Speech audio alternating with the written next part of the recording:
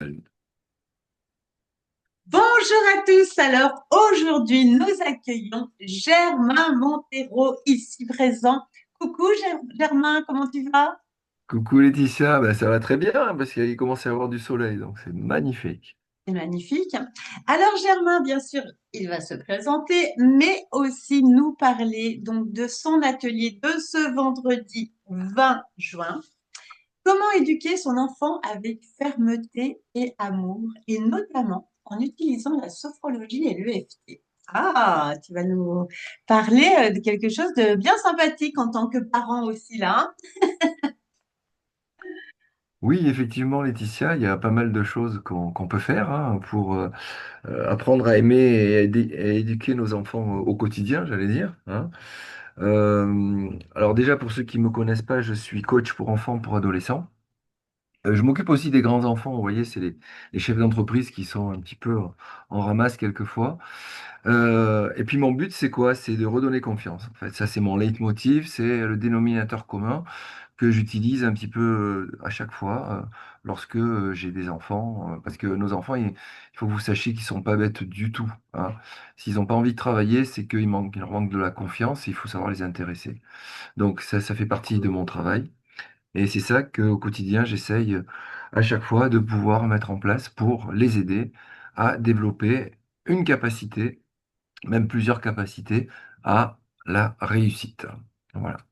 Bien. Parle-nous un petit peu de ton parcours. Qu'est-ce qui t'a amené dans ce monde de l'enfance, du soutien, aussi par rapport à cette importance fondamentale de pouvoir redonner confiance? Comment tout ça est venu? Alors, toi, tu as toujours des bonnes questions, hein, Laetitia. Je te connais depuis quelques années maintenant. Alors, pourquoi, pourquoi l'enfance? Ben, parce que, du coup, moi, j'ai eu une enfance un petit peu difficile. Vous me direz comme tout le monde, effectivement. Mais c'est vrai qu'à un moment donné, on m'appelait l'oiseau blessé. Et je ne comprenais pas pourquoi, même étudiant, j'étais dans ma chambre de CTU et puis j'étais angoissé, je ne savais pas ce que je ressentais, etc. Et il faut que vous sachiez que lorsque j'étais enfant, j'ai été en pension. Donc là, ça a été un petit peu la jungle. Il a fallu se battre. Là, ça a fallu, j'allais dire, conserver ses appuis pour pouvoir se défendre, etc. Et puis après, lorsque j'ai commencé mon travail sur moi, ben, j'ai compris que mon enfant intérieur, ben, il était vraiment blessé. Donc j'ai commencé effectivement à essayer de le soigner à l'aide de thérapeutes. Et puis petit à petit, ben, ça a fait que finalement, je me suis dit, ben, oui, je me retrouve vraiment dans l'accompagnement des enfants et des adolescents surtout, puisque c'est là où je me suis rendu compte que la difficulté existait. Voilà. Génial. Bah, bravo, hein. C'est tellement important. Super. Et alors donc cet atelier, comment éduquer son enfant avec fermeté et amour?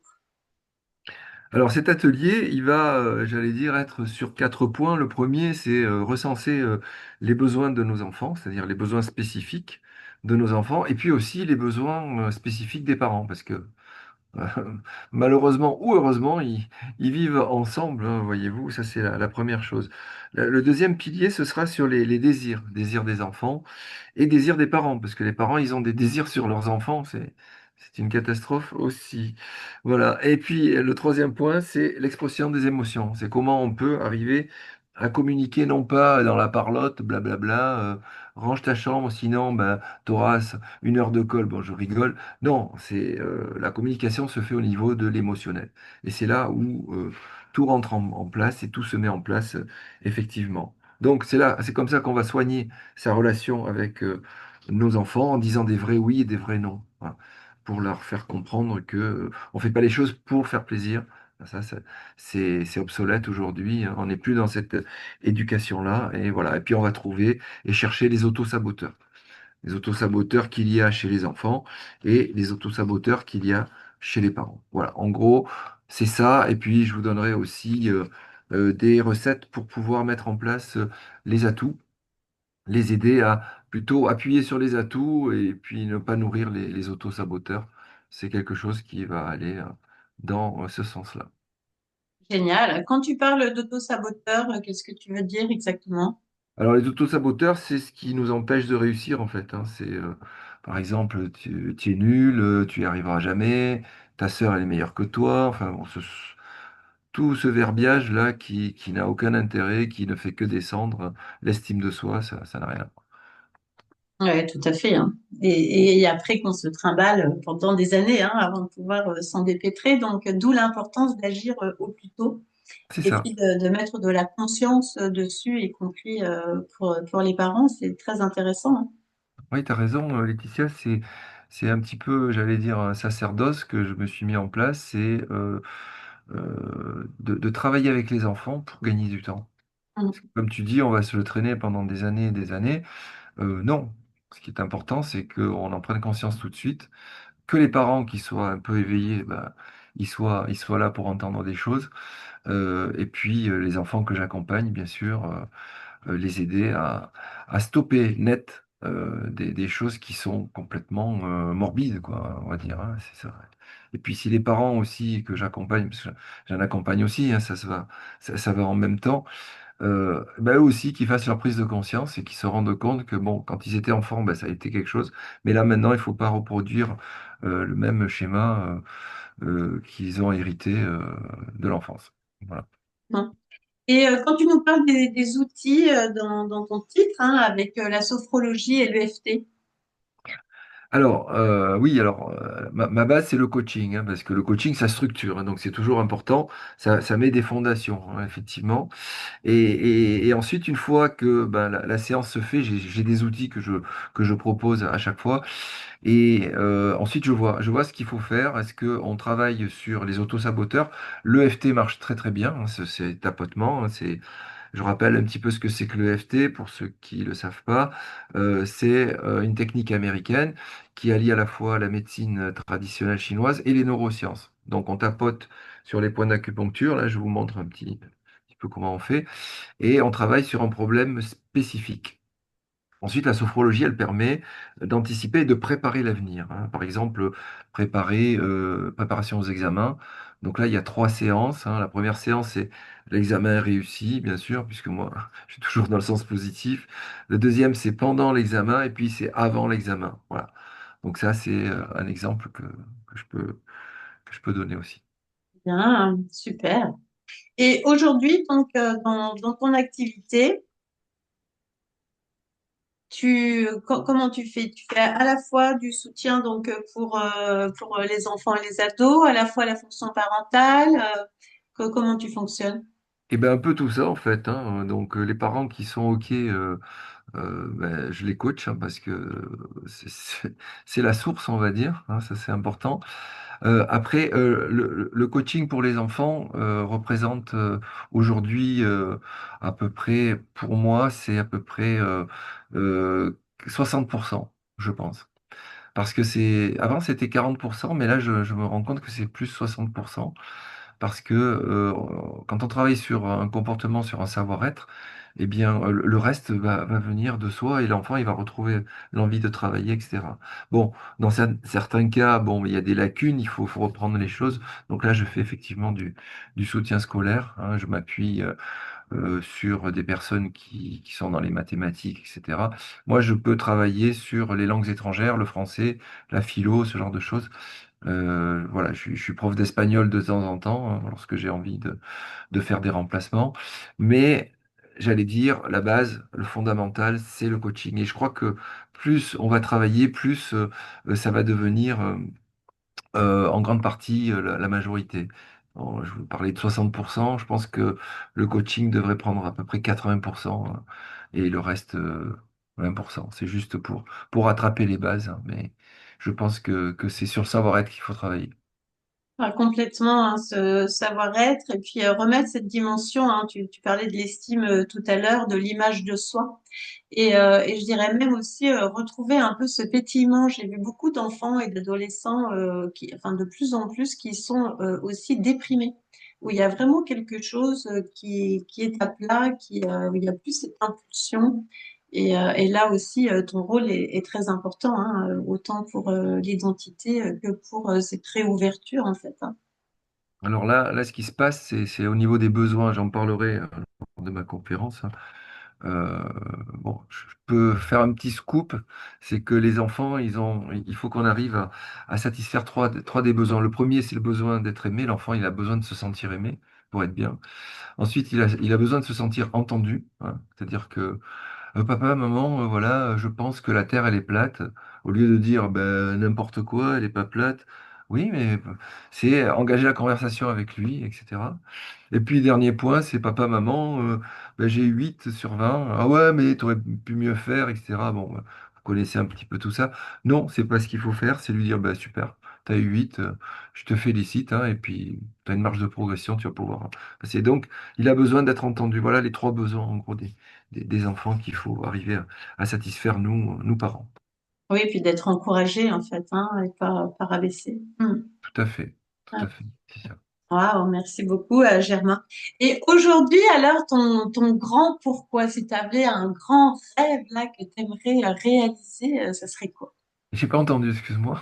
Ton grand rêve, Germain, au niveau Ah, de pro, dans ce que tu aimerais, la transformation qui pourrait venir, ça serait quoi?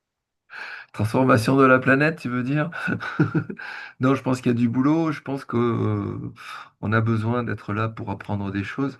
Je pense que ce serait l'enseignement, mais l'enseignement autrement. D'ailleurs, j'ai j'ai dans mes tiroirs un projet de scolarité alternative que j'ai pas encore mis en place, mais ça fait 3 ou 4 ans hein, qu'il est dans mes tiroirs parce que j'ai pas rencontré les personnes qui étaient assez motivées pour le mettre en place. Donc, s'il y a des gens qui sont intéressés, ben, n'hésitez pas à me contacter, on peut en parler avec plaisir. Complètement, ça va être l'avenir, ça, hein, Germain. Mm, Tu vas tout à avoir fait. besoin d'éduc. Oui, bien sûr. Ok, super. Et pour toi, aujourd'hui, tu rêves de quoi? Qu'est-ce que tu aurais envie? Moi, ce que je rêve, c'est plus pour les enfants, c'est un peu ce que j'ai pas vécu, c'est qu'ils soient épanouis complètement, qu'ils comprennent ce que la vie leur propose et et qu'ils comprennent ce qui se joue, hein, en fait. Et l'école n'est pas là pour les abaisser, euh, et qu'il faut, à mon avis, mettre en place une nouvelle école. Hmm. Parce que, parce que l'école d'aujourd'hui, elle est tournée que sur le savoir-faire et pas sur le savoir-être. Et donc, il faudrait rajouter un petit peu cette possibilité-là pour que ben, on puisse à la fois être en harmonie dans le savoir-faire et dans le savoir-être. Voilà ce dont je rêve et que nos enfants soient des adultes épanouis, des adultes adultes. Voilà. Oui, et puis dans cette harmonie, en fait, hein, sans jugement intérieur, sans quelque chose, de pouvoir vraiment suivre ce mouvement et puis de prendre la responsabilité. Bah, je travaille, voilà, et effectivement, je peux obtenir des choses, mais peut-être dans une autre dimension aussi. Et peut-être aussi remettre de la réflexion, ou en tout cas de la conscience. Très intéressant, merci beaucoup, Germain. Donc, ben, ce vendredi, cet atelier Comment éduquer son enfant avec fermeté et amour, 14h30, 16h, heure de France. Demandez à Germain le lien. Tout le monde est invité. Bien sûr, c'est gratuit pour les membres de RAID, mais je pense que tu vas pouvoir inviter les personnes qui ont envie de venir te rejoindre. Bien sûr, bien sûr. Et comment on fait pour te suivre, pour si on veut, si on est intéressé, pour pouvoir prendre rendez-vous, comment tu préfères? Est-ce que tu as un site? Est-ce que tu veux qu'on t'écrive sur ton mail? Oui, alors bah, j'ai mis mon mail là pour ceux qui veulent. Sinon, vous me retrouvez un petit peu dans tous les réseaux, Instagram, Facebook, LinkedIn aussi. Oui, j'ai beaucoup de demandes par LinkedIn. Et puis sinon, j'ai mon site, hein, ça s'appelle Espace Grenouillis. Donc, je sais pas si vous cherchez, vous tapez espace. Et Grenouillis, Grenouillis, 2 LIT, ce qui veut dire petite grenouille, hein, puisque lorsque j'ai débuté mon activité, je pensais m'occuper des enfants, mais des petits enfants, mais je pense il y a pas mal de professeurs des écoles qui sont déjà là-dedans et qui sont très compétents. Voilà. Après, je pense que la problématique se trouve au niveau de l'adolescence. Et c'est là où il faut être prêt pour arriver à mieux éduquer nos enfants. Génial. Voilà. Très précieux. Eh bien, merci beaucoup. Puis je mettrai le lien aussi de ton site dans le descriptif de Super. la chaîne YouTube. Un Merci. grand merci, Germain. Est-ce que tu souhaites rajouter quelque chose?